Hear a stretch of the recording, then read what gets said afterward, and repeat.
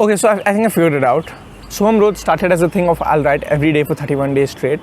In the middle, 4 days went gayab. Then again, 4 days went gayab. And by the end of the month, I was like, I'm tired of writing. So out of 31, remove like 12 or something. And let's say we have 18 days, okay? So this book has 18 days worth of content written in it, all right? Out of 18, 3 of them are way too personal to be sharing on YouTube. So we'll not be doing that. And 15 are left, right? So 11 episodes have been recording. This is the 12th episode of Soham Wrotes. Therefore, including this, there are 4 episodes left. Just need to get it out of my mind because like I'm traveling somewhere and I'm trying to figure out ki kahan kya jayega. So I think it's figured out now. So let's get started with today's episode. I am really excited about today's episode. It's called A Sudden Interest in the Gita. Very recently, I read the Gita for Children, a book I stole from a dear friend of mine, Pihu's house.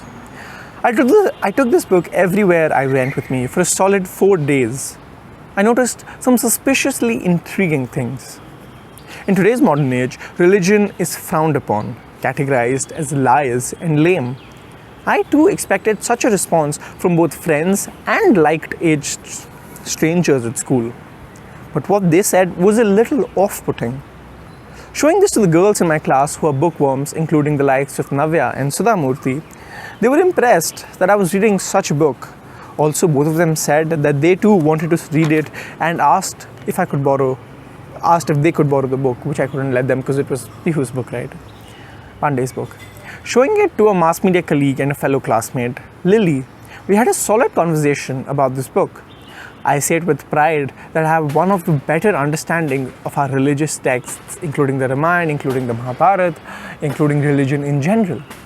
But I'm so proud to say that Lily was someone who knew more about this, 1,000 times more than me. She was much more well-oriented in this matter, asking prolific questions, and she even said that she's tired of hearing people say that both the Ramayana and the Mahabharata are fictional mythological stories, when in fact, she believes that they are real events. Therefore, they should be considered and termed as our history, not as stories or mythological stories, actually.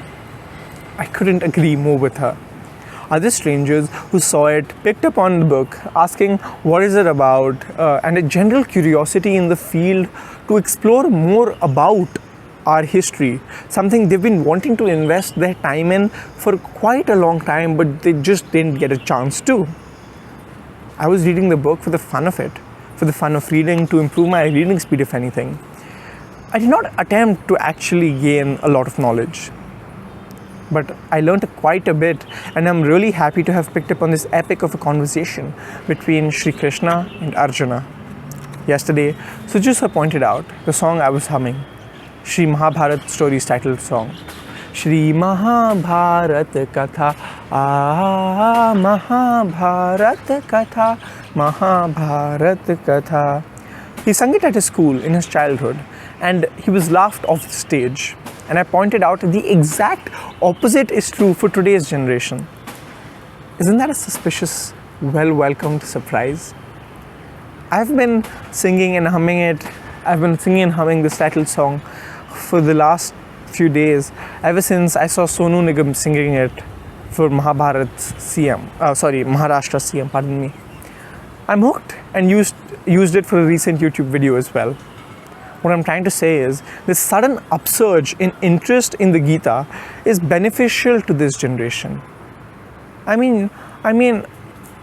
think talking about our history, talking about our ancestors, even though we may not know them, is quite beneficial in understanding what are the things that have happened, what are the learnings you can procure, right?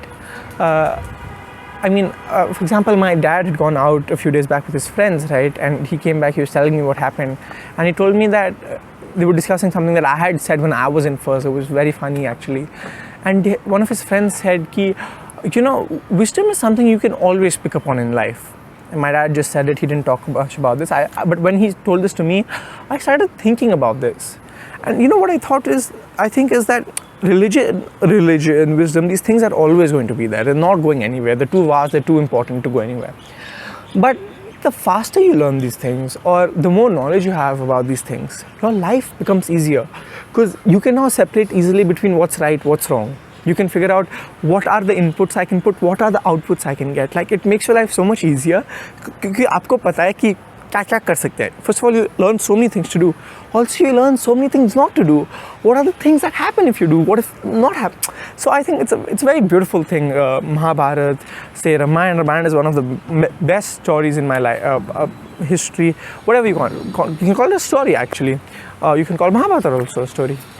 Just wonderful. And I think everyone needs to, actually understand these stories, because being in touch with your history, I believe, is a very important aspect of who we are as humans. This episode was recorded, this was written by Soham Gupta on the 16th of March of 2024 at 1:25 p.m. It is being recorded by Soham Gupta on the 9th of April at about 9:30 p.m. Thanks for watching a Soham Gupta production. See you later. Bye bye. Take care.